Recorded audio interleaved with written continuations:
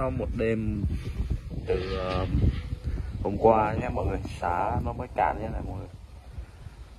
Bây giờ hôm nay quay cho mọi người xem cá có nhiều hay không nha mọi người. Bây giờ mọi người cùng theo chân mình nhé.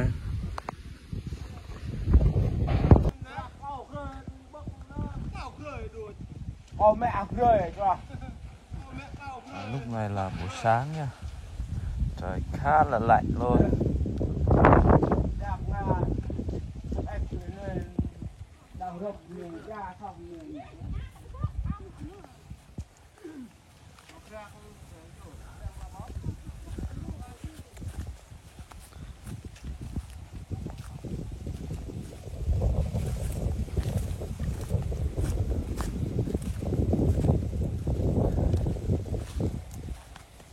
Bỏ rọc ở mình nè.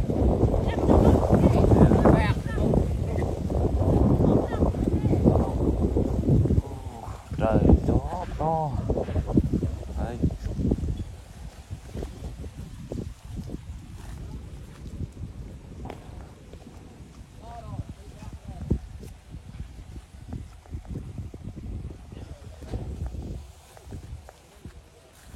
Tây Nguyên mỗi mùa khô hút hết lên mình tưới cá đó mọi người.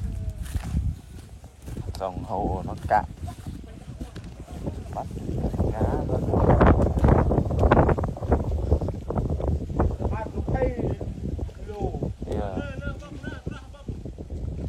Tớ trọt tớ nữa. Nhà trọt trọt luôn.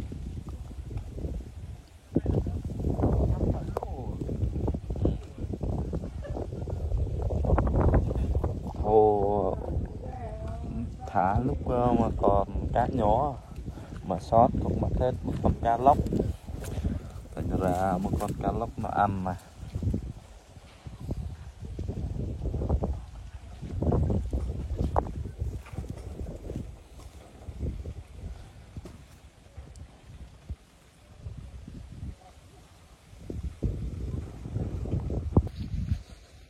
Đã nói sao vậy nè?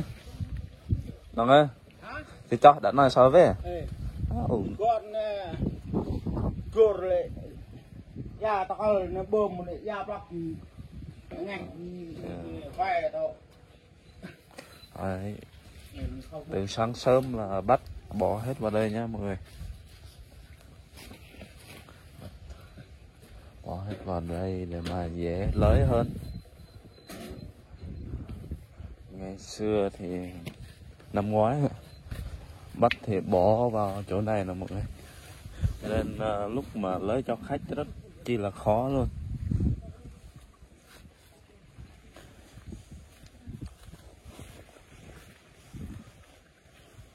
Đợt này cho mẹ bơm rồi hết mà mẹ bơm hết này, mẹ cho bơm ra bằng bơm chẹ nhá, nó tao chẹ lên này được thảo mình đây con tôi ra dạ dạ đi ra năm ấy đang qua càn toa nhút rồi phật à. Đây nha mọi người, có cá lóc to luôn. Cái này chắc phải một con hơn ký đâu rồi. Càn toa à? Càn toa à? Năm nay nhiều cá lóc rồi.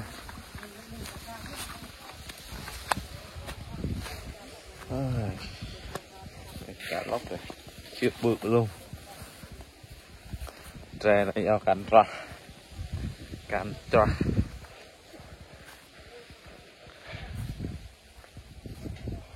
Năm nay là hồ nó cạn sớm nha mọi người.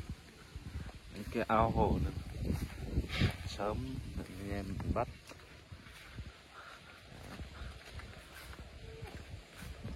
Tuyệt vời luôn.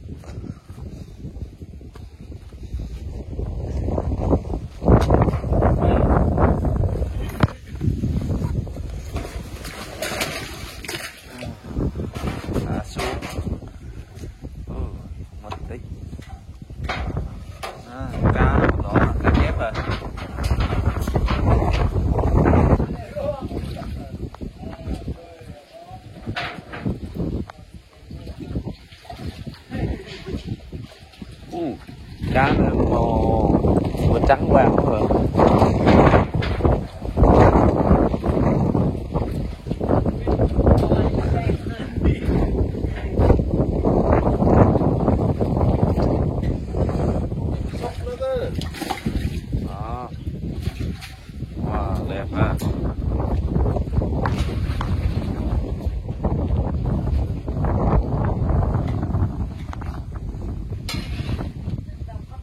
Đây. Nơi tọa nơi tao mất rộng nữa.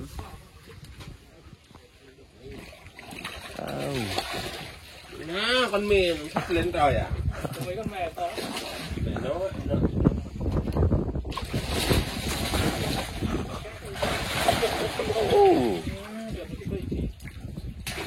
to nè. to êu. Chép rồi.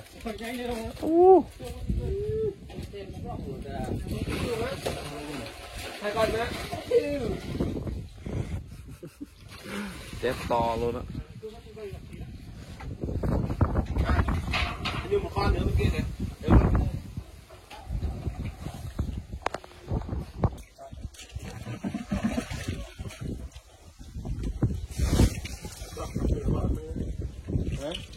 Còn tao đi rồi cũng bị. Tao đi rồi. Tao như thế.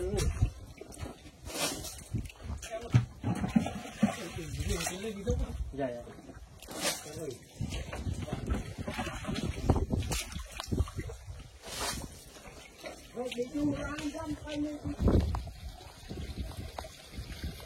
Và bây giờ anh Thuật sẽ nấu món cá.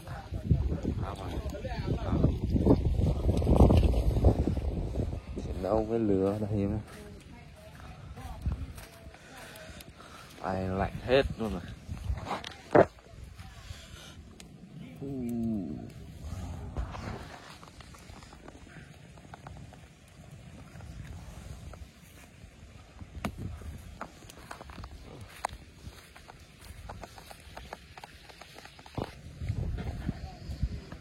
Hôm nay mình nấu cá với rau dớn nha.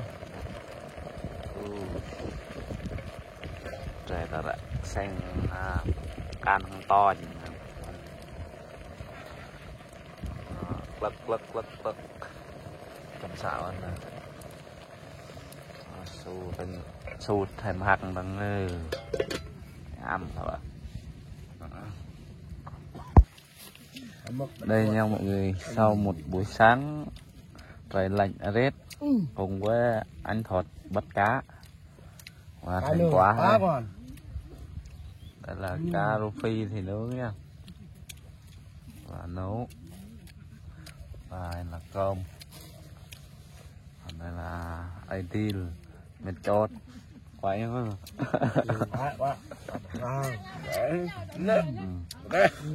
Cá này rất là ngon nha mọi người. Đây qua con đọ nhẹ ăn này đấy. Đúng bài. Ngon quá ngon. Hơi nhiều xương một xíu. Mần đặc sản này. Ngon lắm. Đấy. Đúng bản. Chấm với muối ớt nữa. Trời đều ngon. Cá ngon, con ngon, có gì ngon hết. Ớt đâu. Có được ngon, đấy không? Được ngon, cá ngon, cái gì ngon hết. Bắt ra thưa đây, đó nói thưa. Thời đi này làm đi nó đấy. So sánh can âm can ta xanh bởi quạ can bọ nhâm đấy. Can âm ấy. Can âm hơi bị đẹp. Can âm màu mẹ vậy. Màu mẹ to. Thấy nền. Bọ nhâm phá lời dừa. Ở đây thì món đặc sản này. Nói chung là video mình làm bắt cá cùng với anh em là tới đây thôi nha mọi người. Mình xin dừng video tại đây nha.